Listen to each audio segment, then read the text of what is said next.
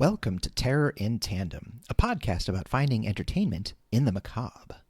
Hosted by the knowledgeable and lovable Laura and Richard Mathiasen. Each episode, we discuss the horror genre, from books to film to TV and beyond. Sometimes even from the beyond. You can find us on YouTube at Terror in Tandem, on Instagram at Terror in Tandem, all the major ones. And you will always find our latest episode on our website, terrorintandem.com. Awesome. I was going to say, wow, so serious today. And then you did the From the Beyond. My only guess would be... Not really sure what that was. A cross between a German psychiatrist and Buffalo Bill from Silence of the Lambs. That's, I also felt the same way in that it started as one thing and became another thing, and in doing so, became its own thing. In doing so. You heard it right here. I'm having a great time. So we back. We took a quick break to prepare this brand new series episode. We're going to start a whole new series, everyone. And so you're going to see some of these coming down over the next months and years. Decades even. Yeah. Yeah. Well, we'll see. Eons. I don't know if I'm going to be 65 years old doing this podcast. Oh, it's up to you, 65. listener. Listen, I'm talking post-singularity when we are just all uploaded. Well, we're going to do best horror of the decade. Or as I like to call it. Or year, I'm sorry. Best horror of the year. Through the years, we've watched a lot of films. This year, we chosen, very purposely, 1974. Nice. That was shout out to our music creator because he asked me to say it that way. We're both doing a thing that no one gets. Yeah, it doesn't matter. We have one listener and we love you and keep listening. And that listener is Mr. Kenny Rogers. And this He's one's dead. for you. And still listens. Yeah, I put a microphone down in his casket. So we're doing 1974 as our first year in horror. In my opinion, I didn't live through them. But the 70s in American culture, we're talking not that long after the revocation of the Hays Code. You have a lot of people pushing boundaries. Yeah. There is unprecedented artistic freedom. It's before the studio clampdown of the 80s following the release, the failure of Heaven's Gate. No precedent. And it is it's just a time of social upheaval. There's a lot going on. There's quite a bit of cynicism. It's an era of following some, intense political violence. The Vietnam War is coming to an end. We'll get into that kind of stuff. I'm just saying this was fertile ground for some of my all-time favorite movies, culture. I did not live through the 70s, but, brag. My journey, like my spirit journey, largely resides there. Whatever. Some of us might have lived through the 70s partially, and Barely. some of us have not. Oh, come on. You're a tourist. Well, we'll see. Anyway, I wanted to kind of talk about some of those good and bad things that came out of 1974. Did something happen? Well, one of the major things is Turkish Airlines Flight 981, traveling from Paris to London, crashed, killing all 346 people on board. It has been and was known as one of the largest, airline disasters, airline crashes. Yeah, with all of the people too. Neat. Sorry, everybody. And we saw 1974 be the end of the oil embargo, which started in the 1973 oil crisis. Oh, goodness. Those lines at the We've pump. always had problems with oil. Yeah. Drill, baby, drill. Speaking of oil, gas stations and diesel, the Volkswagen Golf was introduced. Oh, I used to drive one of those. Back in the day, it didn't have Who didn't? No power steering. And yeah, no honestly, kidding. it was like driving like A go-kart. corrugated metal with wheels. Yeah, it was a big beast. Hank Aaron hit his 715th home run, surpassing Babe Ruth. Oh, look at that. Way to go, sports. Part of the troubles. The Dublin bombings were carried out by the IRA all across Europe. Political violence in a country.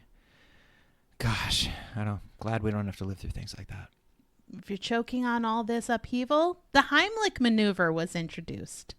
Oh, really? Yeah. No shit. They don't know the exact date when, but it was introduced in 1974. I, for some reason, thought it was like a 50s thing. Nope. You know, just like with those goofy posters. Officially, it was discovered and introduced. Yeah, I come up behind you. I'm Dr. Heimlich. One of the squeeze biggest. 1, 2, 3, and pop goes the chicken. One of the biggest 1974 news items was Watergate, and so the Watergate scandal was exposed. Richard Nixon resigned in August of 1974. And then Gerald Ford was sworn in the following day. Yay. And a month later, Gerald Ford pardoned Richard Nixon. And no one was upset about that at all. So, just to reassure you, all of this has happened before, and all of this will happen again. So say we all. Another positive is the Rubik's Cube was invented. That's dope. 1974. Yeah. So you get those kids with like savant qualities just rocking through them in like microseconds. You don't know what to do while you're waiting in line for gas? Rubik's in Cube. your new Golf? Cube it up. Yeah. The OG fidget spinner. Things I'm not going to cover are a lot more plane crashes. There were probably a half a dozen of major plane crashes in 1974. Several government coups. That's any year, especially in the 70s. Lots of bombings by, organizations like the IRA and other, like the Chinese Red Army did some stuff at the French embassy. So there's a lot of civil unrest, lots of bombings, lots of political and apolitical and violence in the name of politics. And as is customary in times of social upheaval, it did produce some indelible, timeless culture. But we all know, coming out of the late 60s, everything that happened then. And as a reflection, the 1970s, early 1970s wasn't any different. So I just wanted to highlight some major, newsworthy items, including some good ones. In the 60s, we had the very public assassinations of, several arbiters of a positive and optimistic, inclusive vision of the future. And what followed was a decade of sort of malaise and cynicism, and then that was followed by just the Reagan boom times of like, yeah, but the rebellion, fuck it. The way is to, get in your like rebellions happened in the 70s, and I think we'll see that as a reflection in some of the movies there's also, and books that there's we're a going to lot talk about. There's a lot in the culture of the 70s that we've both noticed that reflects the sadness one feels when your sense of positivity and optimism is assassinated in front of you on live TV. Yeah. Multiple times. Yeah. So if this is any optimism that we are topical, going to right? take out of this, we're going to get some good creative content. Let's hope so. We're going to talk about the creative content of 1974. It's pretty good folk music coming out these days. R.E. horror. Woo. So let's jump Through into the year. Please, everybody, please call in and beg that to The stop. phones are lighting up. Yeah. Sorry, My there's fans. knocks at the door. My fans are there's a vocal cease fans. and desist. They're vocal fans. Stand by and stand Let's start down. with the books because, a couple of them. you know how I love books. Two major horror books came out in 1974. I've read both of them. How about you? I have not read the first that we're going to talk about. One of two? I know which one. Please call. Please. Anyway, Jaws was published in February of 1974, and it was on the bestseller list for 44 weeks. And it was authored by Peter Benchley. Ooh. And his fascination with sharks started when he was a kid, and he used to fish with his father Nathaniel in Nantucket. Oh. Was he The Benchleys? that guy from Nantucket? Maybe. He has said to have wanted to create a story about a shark that attacks people and what would happen if it came in and wouldn't go away. And so his interest started to intensify. He came across a news article in 1964 detailing fisherman Frank Mundu's remarkable catch of a great white shark weighing 4,550 pounds off the coast of Montauk, New York. So he really used his own desire, his experience, and this news article to write Jaws.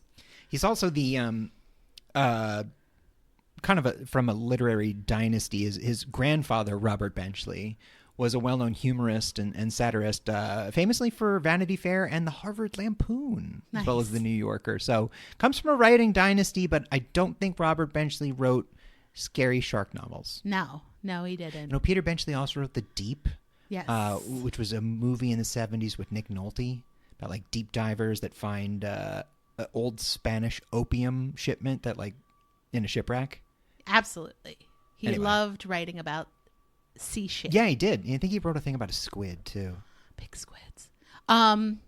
He didn't understand that this book was going to have the success that it eventually did. But yeah, that's for sure. Tom Cogden submitted it to the Book of the Month Club and paperback houses. And the Book of the Month Club selected Jaws as its main selection, which boosted its visibility, and then Reader's Digest followed suit. So that is really where this book blew up. Which part of the book do you think Reader's Digest just cut out? You know, Reader's Digest sex scene. So my aside, some of the you know, the listen, this is elitist and I'm going to say it, but the way you used to be able to tell which one of your friends were like really trying is they had a bunch of Reader's Digest around, and they had a slogan that was something along the lines of like, you know, a trusted friend, stories from a trusted friend. Yeah. And Reader's Digest whole thing for anybody under 50 is they just did abridged versions of things. So yeah. It gave you a little teaser. The reputation of it was like, oh, it's a way for like dummies to read books because it's like they take all the hard parts out and they just give you the way broad strokes to tease out a book and then you go buy the book. Yeah, that's not quite the way it worked out. Well, this book was originally, the tone was humor. It was really funny. A lot of the scenes were like tongue-in-cheek humor. Oh yeah, and given what happens to Richard Dreyfuss's character in the book, which doesn't happen in the movie, it's pretty hilarious. But his publisher was like, listen, the opening scenes are great. The shark scenes are great. But the overall tone that you're writing in with the humor is not good, and you need to fix it. So he did. Some of that stayed, honestly. It did. I know. There were many title changes. Over 200 titles were considered for this book. What? Yeah. Do you know any? Yes. Silence in the Water. The Jaws of the Leviathan, which is where I'm honestly, guessing that Jaws. Jaws of the Leviathan's not terrible. And Benchley's father's humorous suggestion, what's that noshing on my leg? Noshing. Oh, God. Laig. So Benchley originally, submitted this book. Critical acclaim, lots of readers, on the best-selling list for many, many, like almost a year. Yeah. Jaws was the title. And within, I think, less than a year, Steven Spielberg purchased the rights and started production Señor Esteban of the book. Because Spielberg? Isn't it 75? Sure. The creation of the blockbuster, the creation of the summer blockbuster specifically changed the landscape of big budget thriller filmmaking, action films. I mean, the Jaws the movie there's Hollywood before Jaws, then there's Hollywood after it. Yeah. It completely changed the paradigm. I mean, especially for the image of the shark. The shark was this now mythical Everyone monster, knows it. And Benchley regrets it. He Yes. regrets how this contributed to shark hysteria. He said that sharks are Overfishing. more villains than victims. Other way around, more victims than villains. The truth comes out. And that he would update Jaws if he could. Yeah, to he portray the shark as I believe, oppressed. spent the rest of his life advocating for preservation and against poaching and overfishing. Yeah. I do sympathize. You just want to write a fucking book, get it published, and have a career, and then everybody goes bananas and misinterprets it, which is unfortunate. Yeah. But it was successful, is successful, and is a successful movie, and is a great reflection of what came out in 1974. I mean, it's like, top 3 of most lists that exist. 100%. Yeah. And we all love Richard Dreyfuss, who, even in his old age, has just remained such a delight. Such a fun, cool guy you'd want to spend an evening with.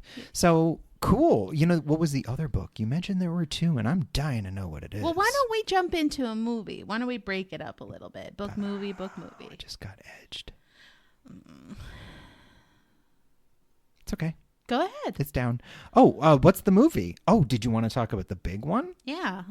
Well, obviously, the big one is the Texas Chainsaw Massacre, 1974, directed by Tobe Hooper. Now, we have done a lot. We did a whole thing on Tobe Hooper. It's pretty iconic, Tobe. but it has to be mentioned Really for pronounced Tobe. a couple of reasons. It's one of the greatest horror movies ever made.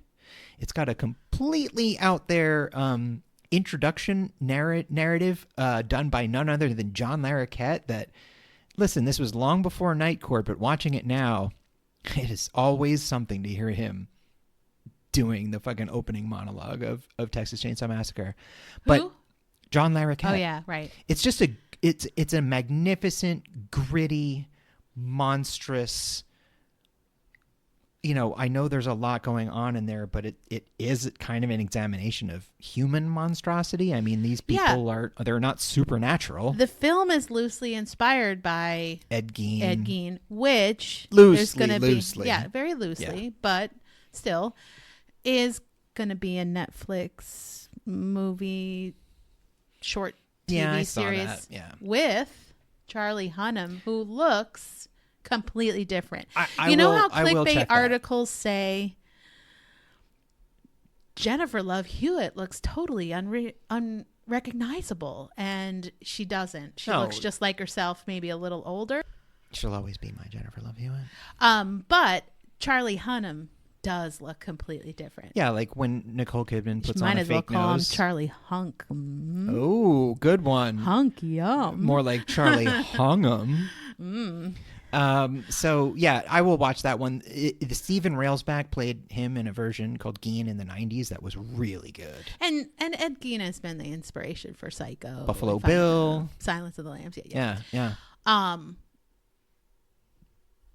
So listen, it's full of it's one of those movies that, I mean, at one time, it is one of the more gnarly and hardcore, disturbing and grindhouse movies out there. It's legendary for that. It was banned. It was protested. People quote unquote passed out. Maybe, I don't know, but there was a bit of an hysteria. it's very hot. It's not. It makes you feel sweaty.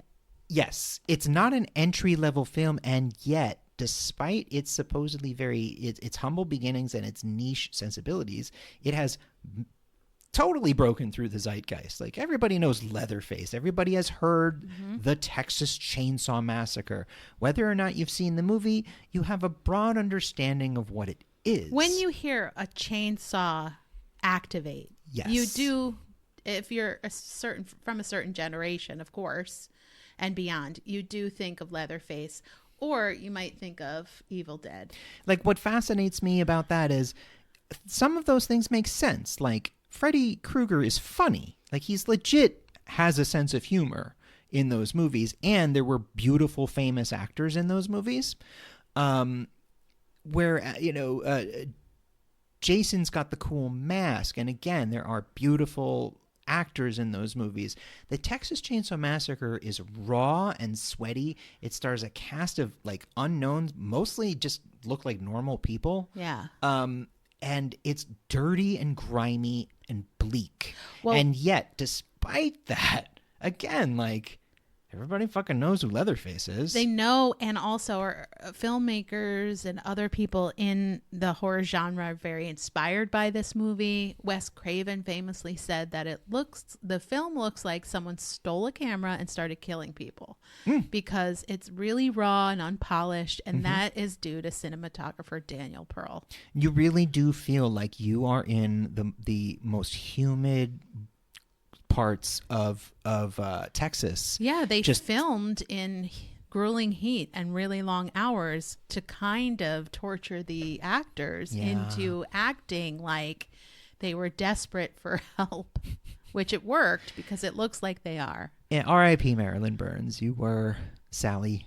Yeah. Glad you made it at the end. And, you know, it's pretty brutal. It's pretty unrelenting. However, but they don't really show the explicit violence. Nowhere near as gory as you would think. No, there's more implied. not a lot of blood. There's violence, and there's a lot of implication, and there's a lot of sound design. Yeah. But very little blood. But it's your really imagination that makes it challenging. There is something about 1974 that produced exclusively evil things. Yeah. Nothing. Because the nothing Jaws stuff, even created though in that's 75, the 1974. movie. Nothing created that year. No. An ounce of good in it. Directors like Guillermo del Toro and Nicholas Winding Refn. Yeah, Drive. said that this is a major influence on their own work. They say that because of the origins and limited resources, it remains a classic, and they try to emulate that experience in their own films. That makes a lot. I mean, Del Toro has always been known for an emphasis on practical creations, design, and ingenuity in his set design and whatnot, and like not as much CGI. Maybe in the Crimson. Yeah, that wasn't the best. I'm looking forward to Frankenstein, though. Yeah, I want to see that. I hope it's good. I heard it's pretty good. But yeah, this is that kind of movie that it's, a director's favorite movie of the horror genre. It's a or masterpiece. The first one they saw when they really wanted to get into filmmaking. And there haven't been a lot of movies that have been made in the same style. I mean, we saw that a lot of tries, years ago. A lot of imitations. We saw that one a couple of years ago with the killer POV. Oh, In a Violent Nature? Yeah. Which had a little bit of the vibes of the original, Texas Chainsaw Massacre killer. Grindhouse, sort of. Yeah. I really enjoy, what I enjoyed about A Violent Nature was it didn't have a clean digital look to it. Yeah. I did like that. Yeah, I didn't like that. Interesting. It's one of the movies that, I think Ty West kind of. Oh, for sure. In X, there's sure. much more of like a Super 16 feel to the grain. And I feel like it is my imagination and the off-screen like implication of the violence and the no-name actors for the most part that it really is troubling. It's so raw. Franklin. Oh man, Franklin has a bad. They could have called this movie's Franklin's Bad Day. It's so raw that it's almost like I need a little polish in order to enjoy. From the very beginning, when they pick up that hitchhiker, he's very believable as like someone you might see and be like. I mean, first off, I think we all had the same reaction of like, the fuck did you idiots pick this guy up for? Yeah. Look at this is not so. You don't pick this guy up. Yeah. Oh, they thought it would be a gas. No, that was the point. Is they were kind of making fun of him and looking down on him. Exactly. He knew that. I love this movie. I gotta say, I love this movie. I know you do. It's one of the absolute. It's the pinnacle. And it's oft imitated, never replicated. No, thank goodness. I mean, even in the sequels, yeah, come nowhere near. So Texas Chainsaw Massacre and Jaws. We're going to take a quick little break. Quick one. And then we're going to come back with the other 1974 Best of Horror. You never let me down.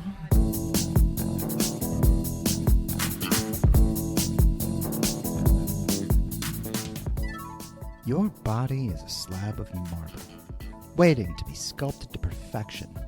And you're not about to sully it with some trashy tattoo or trendy piercing.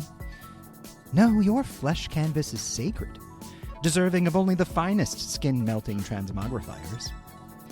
So come get your bespoke look at Cronenberg's Cosmetics, a new brand of improvement salves and lotions guaranteed to make you look super gross. From gastric implants that will make you vomit corrosive acid, to weird sensory worms growing out of your nethers, if your fevered mind can dream it up, we can graft it onto you, no questions asked. Extra goo available upon request. At Cronenberg's Cosmetics, our team of twin gynecologists and people who are way into car crashes will help sculpt the new you, like a Play-Doh fun factory made of your guts. Live the barf-worthy fantasy you never asked for with our patented body melts or appendage swap transporters. All hail the new flesh with Cronenberg's Cosmetics. Stand out from the crowd by making the crowd run from you in abject revulsion. Call now for our Nipples Everywhere special. This is a fake ad for a fake product on a horror-themed podcast. Just aged naturally.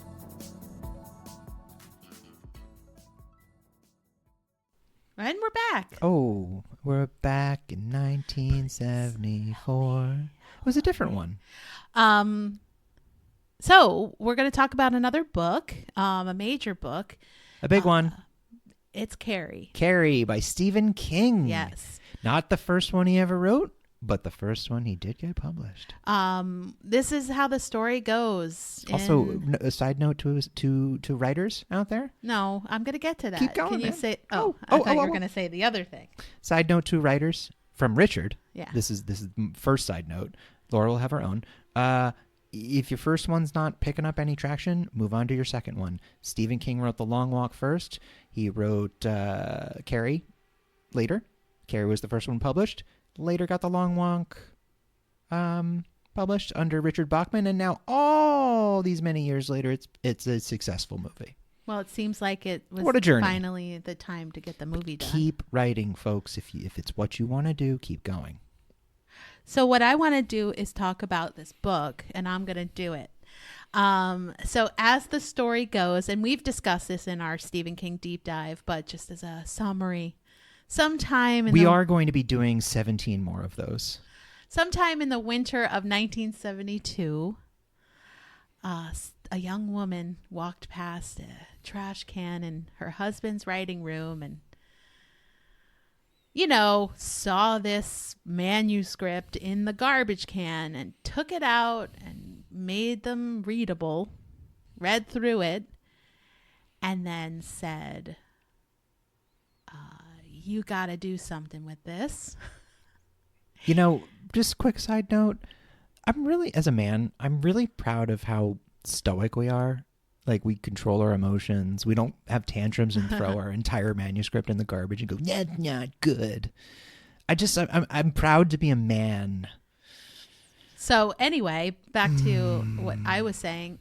She asked her husband, why did you throw this story out? And he said that he knew jack shit about high school girls. And she said that he was onto something and he should keep writing. Her name is Tabitha King. We just call Stephen her... is her husband. We call her mother. This is the book Carrie. And this is how Thank really you, Tabitha. It got published because his spouse would not let him quit. Even the best of us don't do it on our own. So most of you probably, if any of you have ever listened to this podcast, probably know what Carrie is about. It's about a lonely girl named Carrie White who discovers she has telekinetic powers. She's bullied by her classmates. And after a cruel prank on prom night, she unleashes a violent, bloody explosion of anger. Yes, she does. And what a complicated novel this is. It's very complicated. You feel a lot of things in this book. I remember reading it as a teenager. It's a classic tragedy. Yeah. Feeling really close to Carrie White and feeling great affection and almost a protectiveness over her.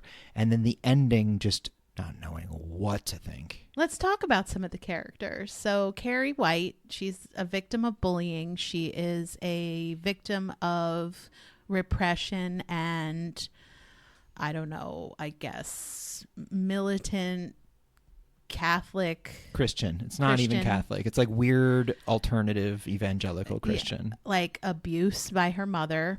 Yeah. And her mother's a religious, fanatical, abusive nightmare. And at school, she gets teased and constantly for being, like a very sheltered, behind the times and naive But she's person. harmless. Yeah. And it's people with this kind of evil part of them that seek her out to make her life even more miserable. One of the things I like that Stephen King does, though, is there is a hierarchy of bullies. Like, most of the bullies in this school, they're just like followers. But then there's one or two that are truly fucking twisted. Well, Carrie White is definitely not deserving of the fate she meets. No. Tommy Ross is genuinely a kind person, and he only wants to make his girlfriend Sue Snell happy. Chris Hargenston is a asshole, vindictive character who small dick energy. Small vag energy. You know who Chris is? Yeah, no, it's Nancy Allen. She is a product of her circumstances, but is a horrible monster. Yeah, she's real vicious. And Billy Nolan, that's SDE, is the one character who really deserves what he gets, in my opinion. Oh, what do you mean? That was played differently than the book. Yeah, no kidding. And so we have this small town life, the bullying, supernatural, which is Stephen King's kind of brilliance, especially in his younger books, older books. A lot of Stephen King's younger writing, the supernatural is usually an explosion of repressed rage. Yep. From Firestarter to Carrie, there's a lot of like, I can no longer hold this in, and now everyone's gonna get it. And he said it. He's like, I like to write about regular characters that are, encountering extraordinary circumstances. Infinitely more interesting to me than an extraordinary character being put in a place they were specifically trained to handle. Right. Yeah. So we have the supernatural elements. We have the grounded in reality elements of just human goodness versus evil. And then we have kind of this narrative structure of the book. And I don't know when the last time you read it was, but it's kind of like a faux documentary. A little bit, yeah. About this town and news newspaper clipping. articles. Yeah, it's really, I feel like Max Brooks was heavily inspired by Carrie's style. It's like alternates between long narrative sections and fake documentation of what was happening. Nick Cutter did this in The Deep, where the chapters had breaks in between that were like news articles or emails between participants.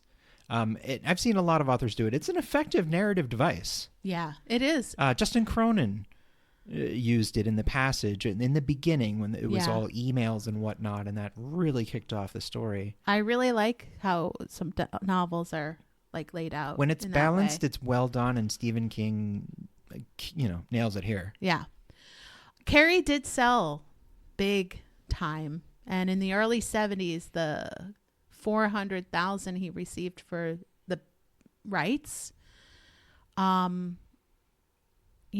was pretty life-changing for him. That changed everything for him. Because he was basically making $200 a short story. Yeah, and teaching. In Maine, Famously overpaid teachers, right? in Maine.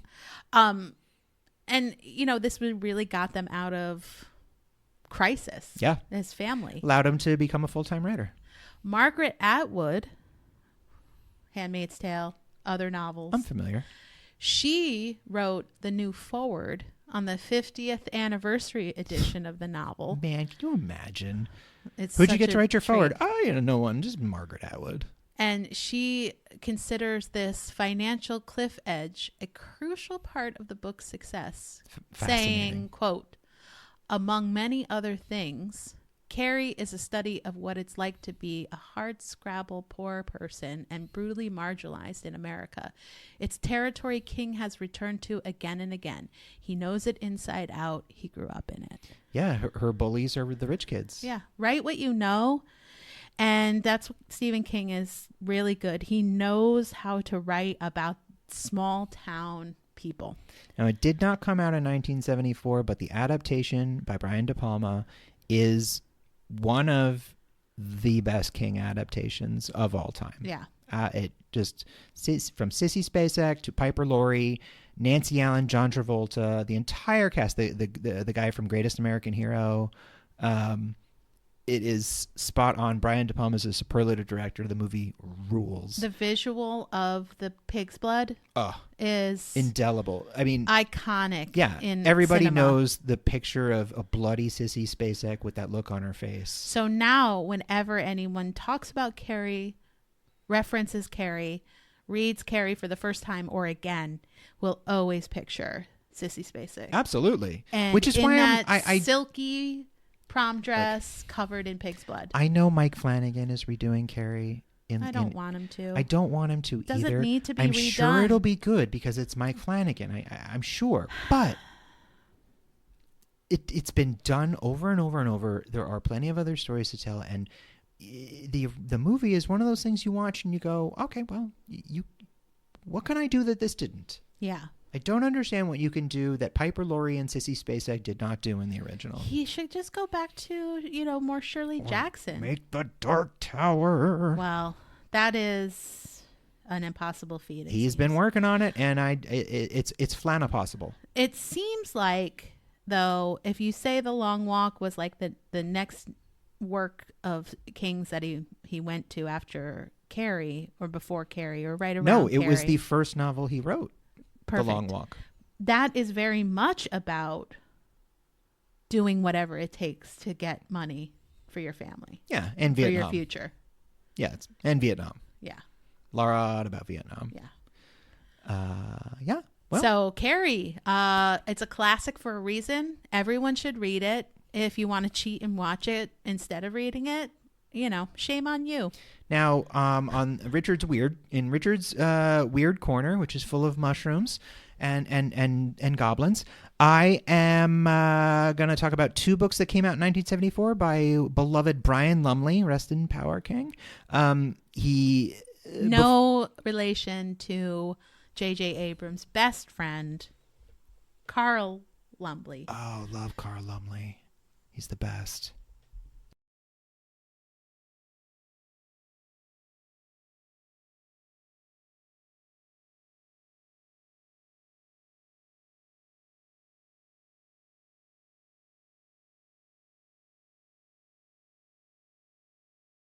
So Brian Lumley, British author. Now, before he wrote the very popular and long-running Necroscope series starting in the 80s, he was writing a lot of Lovecraftian fiction. And 1974 saw the release of both the first in the Titus Crow series, The Burrowers Beneath, and the very good short story collection Beneath the Moors, which I have in first edition. Lots of burrowing and beneath. So I love Brian Lumley. I've read most of his books. He was very prolific. I especially am fond of his early Lovecraft work, and his Cthulhu mythos and work. And I just, in the age before the internet, these books were really hard to find, and I spent a great deal of time tracking down. And I still have a couple of old Brian Lumley's that were the result of like months and months and like letters writing back and forth with people. and asking them if they wouldn't mind sending me a Polaroid of it, like things like that. Like that's how you had to get books. Yeah. And so I love. It's been a while since I read him, but I have Beneath the Moors in hardcover, and it's treasure. It's one of my favorites. Awesome. Any other books you want to mention? Well, let's talk about our rounding out of our last 1974 highlight. It's going to be one of my favorite Christmas movies. It's called Black Christmas. Ooh, Bob Clark's Black Christmas. Now, Bob Clark had a big year. Going to talk about another movie he did in 1974, but... Well, I want to say it was directed by Bob Clark, who went on to direct Porky's. Yeah, he sure did. And then went on to direct A Christmas Story. Quite a career. These 3 movies, if you just looked at these 3 movies from Bob Clark, they're quite different. However, all of them take place in a house. And Black Christmas house structure is oddly similar to A Christmas Story's. Oh, yeah. That's because house structure. That sorority in the 70s, well, that's where those kids lived in the 50s. That's amazing. No, I mean, one of those people, when you look at his oeuvre, you're like, what a fascinating output of work. He was open to all it's of like, it. Those are 3 classic movies. Each has their own merits. Can't be more different from each other. Yeah.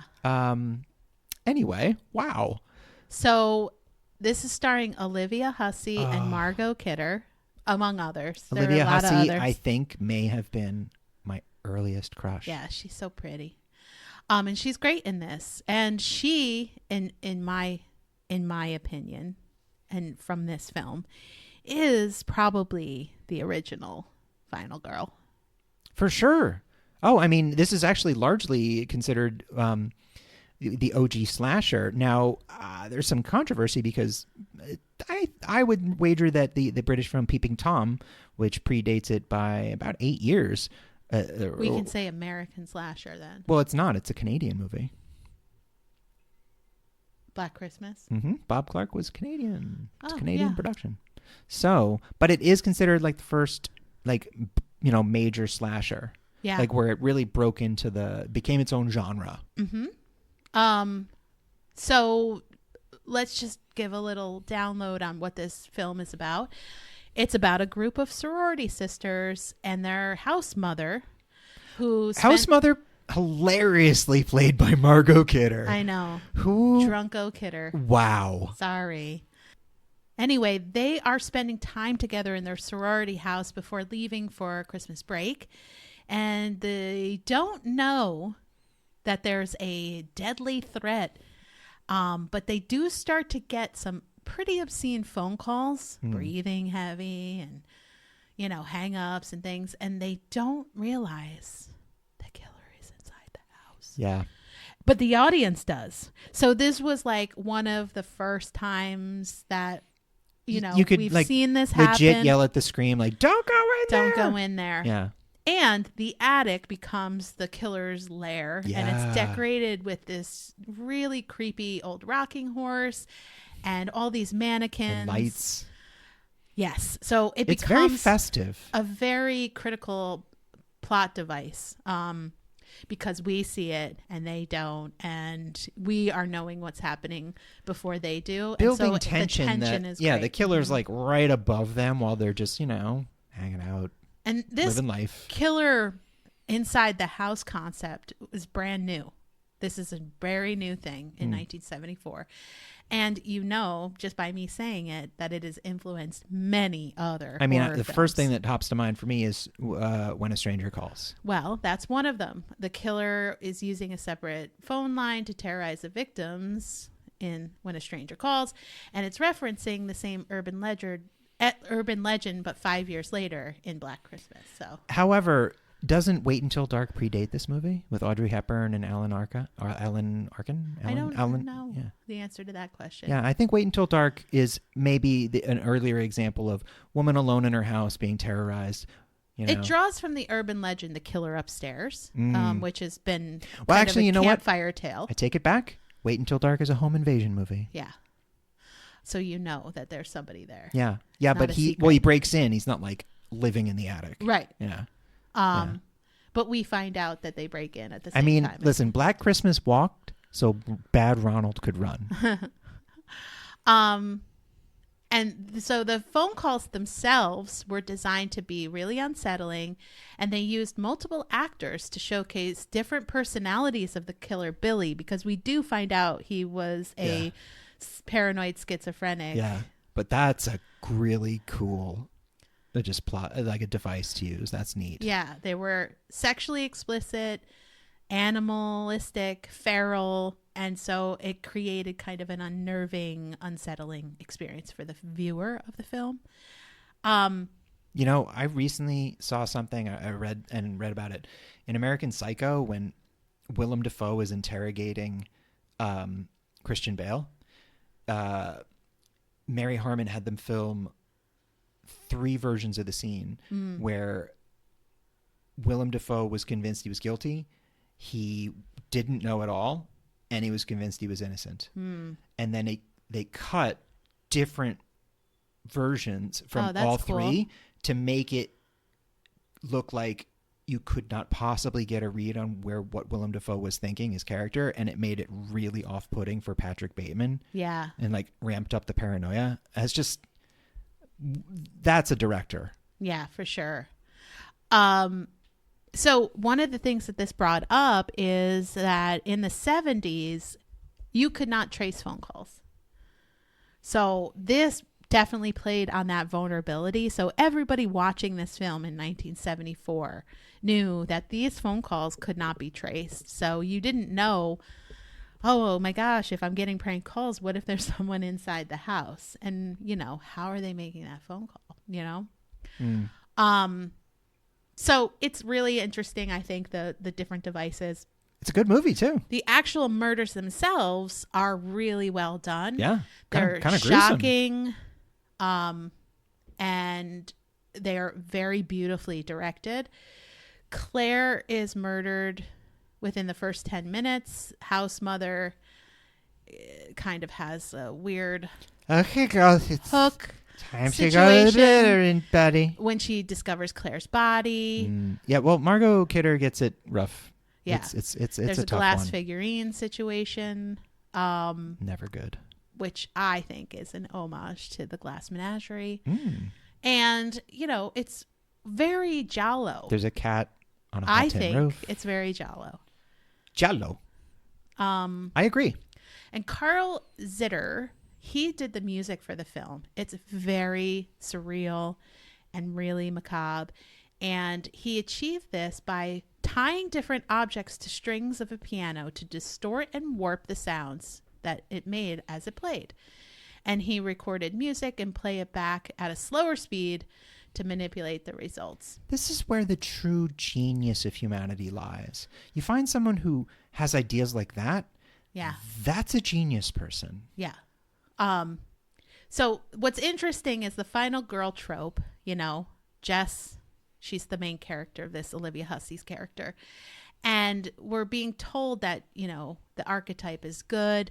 She abstains from alcohol and sex, but Jess does drink alcohol and does have sex. Sure does. Because she's pregnant in the movie. And yet they never make her to be a bad girl because of it. They Especially don't point her out to outfits. be. Yeah. They don't point her out to be like, oh, you made a terrible mistake. Things are horrible. Oh, you're so tragic. Everything's bad. So it's interesting how the trope of the final girl, even though Jess is pretty much the first final girl example, is very different than actually the character of Jess. It's a classic. It's only slightly less frightening than the boomer anthem of Christmas Story. So watch this for your Christmas holiday horror slasher, Why not? because if you haven't seen it before, it's got a lot of depth to it. The tension builds really well, and it's a great one location horror film. Good double feature with rare exports, because then you get something a little lighthearted and supernatural. I am going to do a little quick round of other movies that came out in 1974, because 1974 was a big year. Lots of great stuff. Yeah, Now, to it. One of the big things I don't think we mentioned in the beginning is the Vietnam War is coming to an end. Saigon falls the following year, but American involvement is largely winding down. And, after Watergate and some of the things we've learned, the Winter Soldier and all that, the American attitude towards the war itself is pretty dark.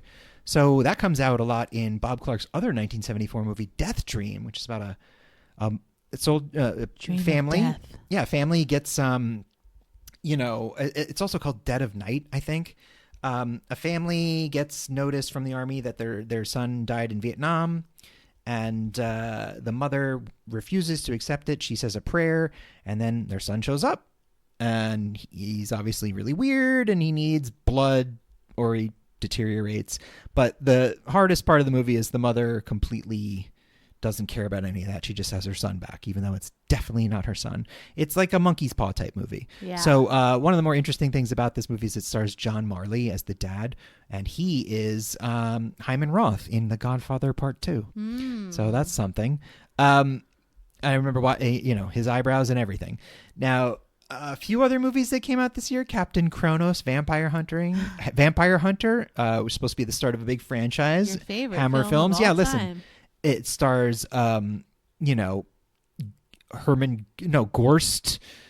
Gorst Jansen or something like Horst Jansen. Oh, yeah. Obviously. Horst. But it's fine. Did not spawn a franchise or a series nor a sequel nor anything. Mm-hmm. We've also got Bad Ronald, of course. Larry Cohen's It's Alive, about a mutant baby that kills. It's really good. Got Peter Weir's debut film, The Car That Ate Paris. Peter Weir went on to direct things like Master and Commander and Gallipoli and I think serious films. Witness. Yeah.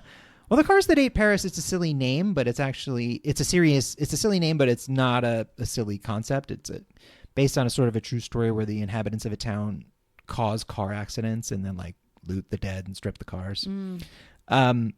We've got Hammer's collaboration with the Shaw Brothers making Legend of the Seven Golden Vampires. So you get to see Chinese vampires and for some reason Peter Cushing. Amicus continuing, I think, ending their long run of anthology films with From Beyond the Grave, which is one of those like hidden gems that's got an amazing cast like Donald Pleasance, David Warner, Peter Cushing. It's pretty good. Peter Cushing runs an antique shop, and anybody who like cheats him or steals from him has a terrible curse put on them. Yeah. And, you get to see each story of it.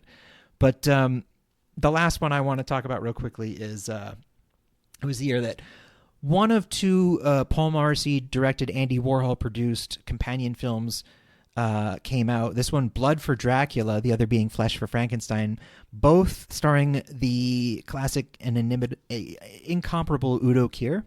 And they're very sexual, they're very graphic, and they're really campy. And they're an experience for sure. I highly, highly recommend that if you are in any way interested in any of the weird shit that I have to offer, watch Blood for Dracula. Follow it up with Flesh for Frankenstein, which has one of my all-time favorite quotes from any movie in it. That's 1974. I mean, there's so much more, but those are just the highlights. Like a total breakdown in the idea of American exceptionalism, the American dream, loss of faith in the government and authority. There's embargoes and crises and wars and failures. I mean, America winning its second massive war in a row. Losing its second massive war in a row. It's seeming like at that point, they haven't stopped being at war for decades, from World War II, World War I, Korea. Anyway, it's just a time of great social upheaval, and the work really reflects that. There's a lot of rage and confusion and violence in this work. It's a few years after the end of the Hays Code, so there's a lot of like pushing the envelope. Yeah. But like anything, I find it fascinating to.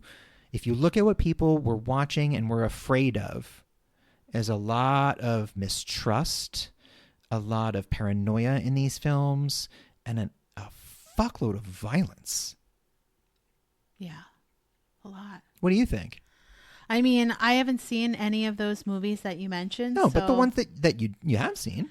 Yeah, I mean, I think 1974 was probably mostly a reflection on the few years prior, like I had mentioned in Black Christmas with the urban legend and the home invasion and the phone calls not being able to be traced. And, Carrie is an old classic of a high school student being bullied. Yeah, I think in 74, Ted Bundy was still killing people. Maybe. Yeah. I don't know what his dates are. I'm pretty sure. Yeah. But, I think that's always a reflection on what's been going on over the past couple of years anyway. So No, certainly over the past couple of years, but between the 70s and the current times, there were absolute waves of optimism, social climbing, social growth. You can see as we go through different years, we'll be able to speak more to when we do our next one. Maybe it'll be 1980, and we'll be able to say, "Oh, how is it different from 1974?" The feelings of a people are often, are reflected when you can encapsulate and look at the output, the creative output of that time. And yeah, the commonality that I found in a lot of the things I watched were, there's an element to push the boundaries. There's a desire to push the boundaries to maybe shock the audience a little bit. Tired of having things suppressed and censored and watered down. Yep. Martin Scorsese is making some very raw cinema at this time. Francis Ford Coppola. There's a push towards realism, towards grimy life at this point. Is austere and difficult and filled with grime and slime and sludge and mistrust and lies and the loss of faith in things that we always thought would work. Well, there's always a loss of a feeling of safety. And yes. I think we are fertile seeing ground for horror movies. Yeah. Absolutely. We're definitely seeing it now. Absolutely. There's but we endless think it pieces. In the examples we gave also. Comparing the current times to the summer of 1968, there will always be people trying to find analogs because history may not repeat, but it rhymes, goes the saying. But it's always worth it, I think, when you look especially at horror from the same time period, just look for the patterns. Yeah. And you get a good sense of what people were, at the very least, what people were suffering through and what they were afraid of and what they hoped would get better. Yep, absolutely. Well, with that positive note, I honestly hope that these sorts of things make you feel a sense of connection. That if you're watching these things and the things that I've said and you've brought up, if they make you feel uneasy now, it should connect you to your fellow man, that these are common human fears that we go through cycles. We do. And there's always the escape of creative arts. Yes. They're always... Find the joy, people. No matter who says otherwise, there always will be. Yeah. It's inseparable from the human condition. So take faith in that, if you will. Find the joy. Find the joy and find the people spreading the joy. Thanks, everybody. Bye.